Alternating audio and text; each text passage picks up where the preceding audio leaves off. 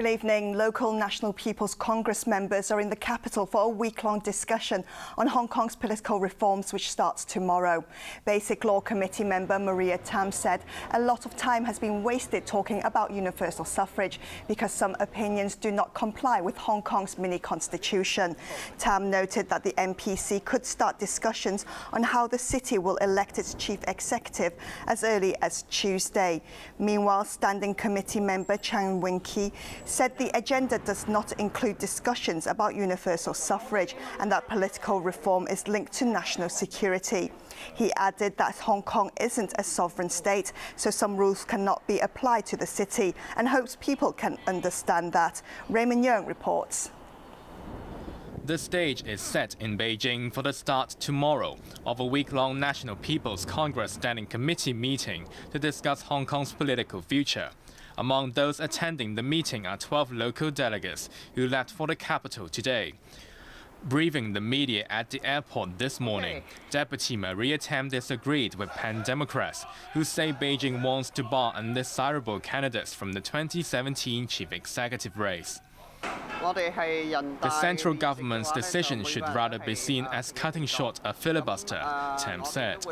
She explained that political reform discussions have been going on for a long time, and it would be regrettable if people didn't make use of the ample opportunities to express their views.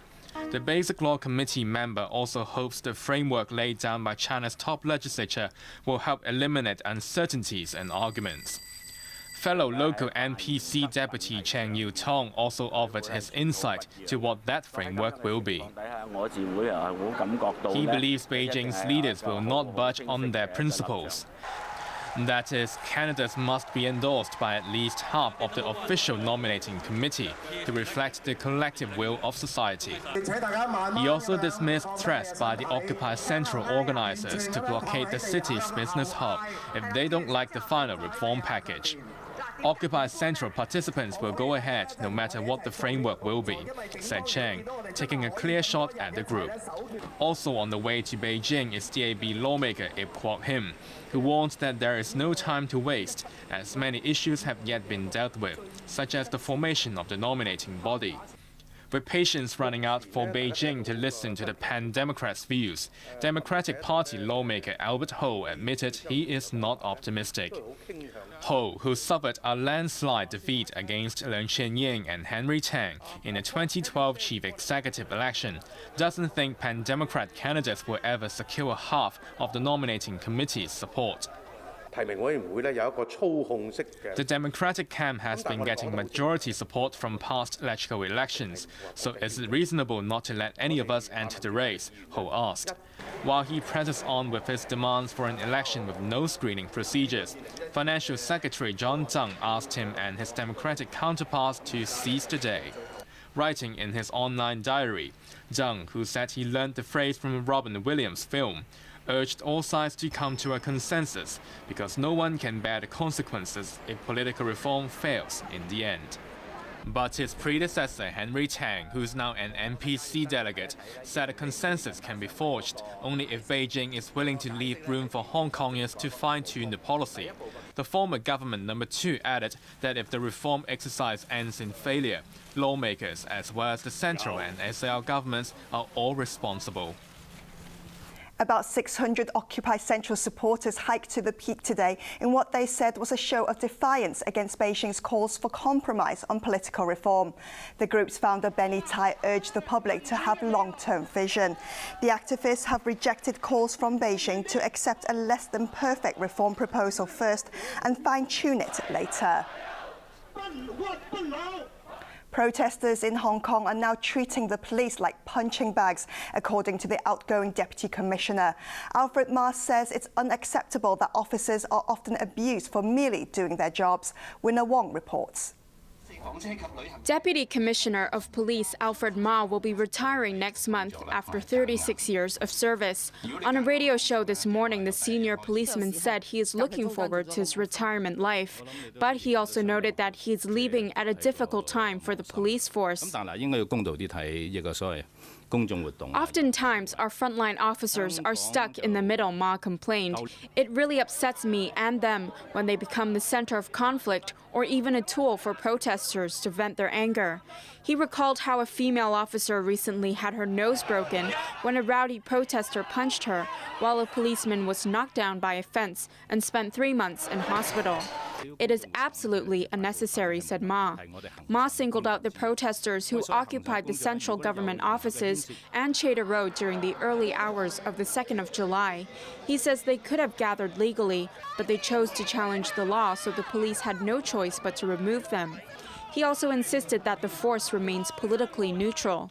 When asked whether he was worried about the future, Ma said he was full of confidence in the police continuing to protect Hong Kong in a just and efficient manner.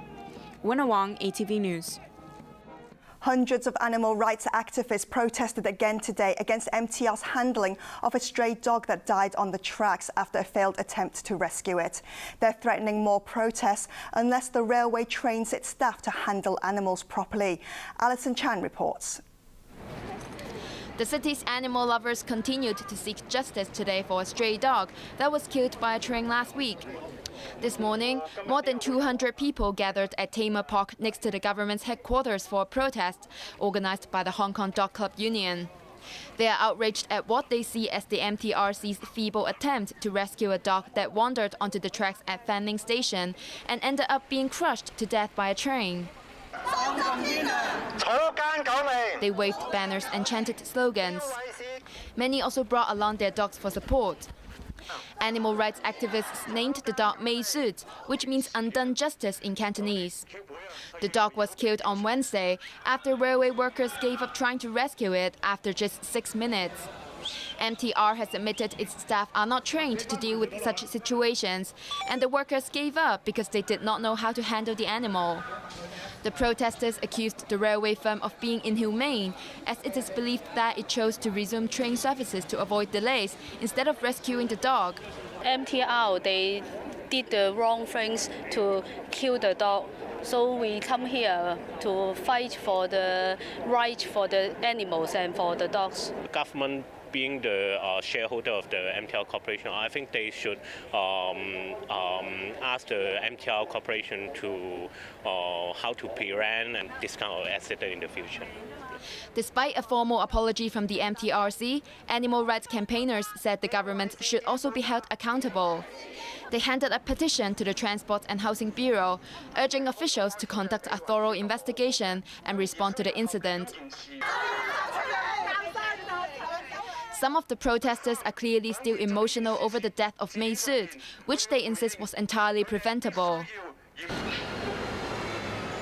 They also held a minute of silence for the animal. The government should take the responsibility. They are the major holder of the MTR Corporation, so they have no excuse to stand out from there. They also recommended the government set up a pet control police department to make improvements and prevent similar tragedies from happening. If it fails to respond after today, more demonstrations will happen, warned the organizer.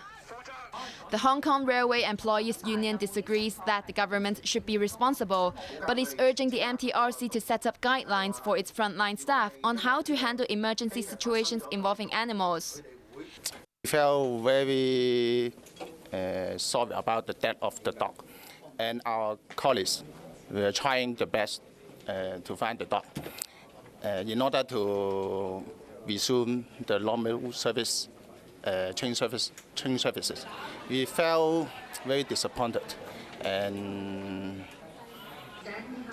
we must express our discontent about the criticism for the incident.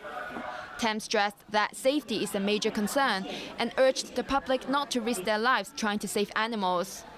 Alison Chan, ATV News.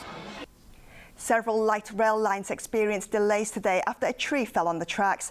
The MTRC sent out shuttle buses during the 3-hour disruption. Winna Wong reports. Staff rushed to the scene to clear away branches that were blocking the tracks.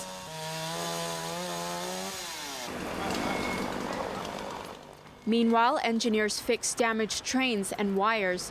At around 6:45 this morning, a tree near the light rail's Chingcheng stop in Tuen Mun collapsed and landed on the tracks. Some of the branches damaged overhead wires and also hit a train. The Chingcheng stop was closed for repairs and the damaged train taken away. Services on 6 light rail lines were affected. Announcements were made at the stations to inform passengers of the disruption. The MTRC also sent out free shuttle buses to pick up affected passengers. But this man complained that there weren't enough buses and he had to wait more than 10 minutes before one showed up. Services returned to normal 3 hours later at around 9:30 a.m. Winna Wong, ATV News. Beijing has hit back at U.S. accusations that one of its fighter jets flew too close to an American plane. It called the claims groundless and warned Washington to respect international laws. Arthur Okiola reports. State media quoted Defense Ministry spokesman Yang Yu-jun in its response to yesterday's accusation by Washington that a Chinese jet flew within meters of a U.S. plane. Yang called the criticism completely groundless, as well as saying the U.S. should respect the relevant international laws and practices and other countries' security concerns. He also insisted the plane had flown a safe distance from the other aircraft. Beijing is accusing the U.S. of threatening the safety of both militaries with its frequent short-range missions. The Pentagon filed a diplomatic complaint against Beijing over the incident, which happened on Tuesday, about 215 kilometers east of Hainan Island. The U.S. said an Su-27 fighter made several close passes by a Navy patrol aircraft, prompting mainland media to point out the plane was actually a J-11 fighter. Last November, China set up an air defense identification zone in the East China Sea and said aircraft flying through the area must follow its rules. The U.S. and Japan have refused to comply. Arthur Urquiola, ATV News. 8 people have been executed on the mainland for terrorist attacks, including a suicide car crash in Tiananmen Square last year. The executions are part of an anti-terror crackdown by Beijing after a string of horrific attacks. Edna Dare reports.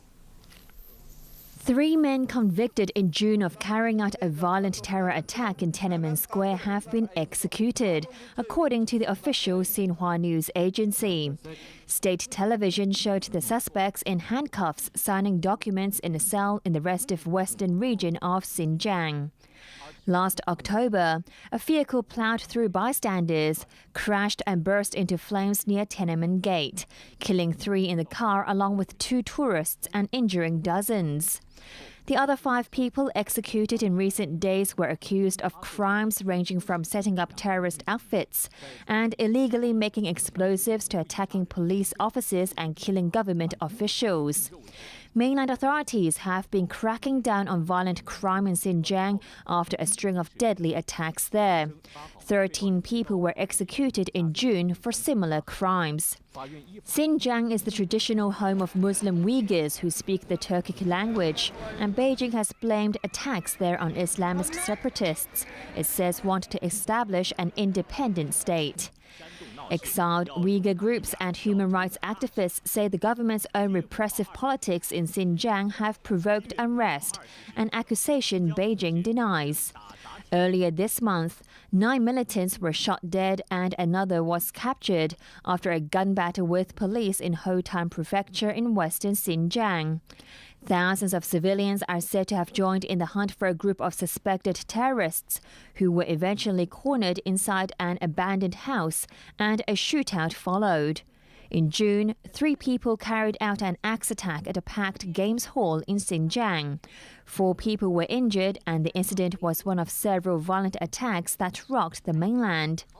In May, 39 people were killed and more than 90 wounded when 2 vehicles plowed through a crowded market in Urumqi. Overseas, there have been more protests in the US to mark 2 weeks since the fatal shooting of a black teenager, and 17 people have been wounded in the latest shelling of Gaza by Israel. Arthur Okiola reports. This amateur footage captured the moment when an apartment block in Gaza was blown up by Israeli bombs. At least 17 people were wounded in the attack. The Israeli military claimed the building was being used as a command center by Hamas militants. Rocket launches between Israel and Gaza continue, despite calls from Egypt for a ceasefire and for peace talks to resume.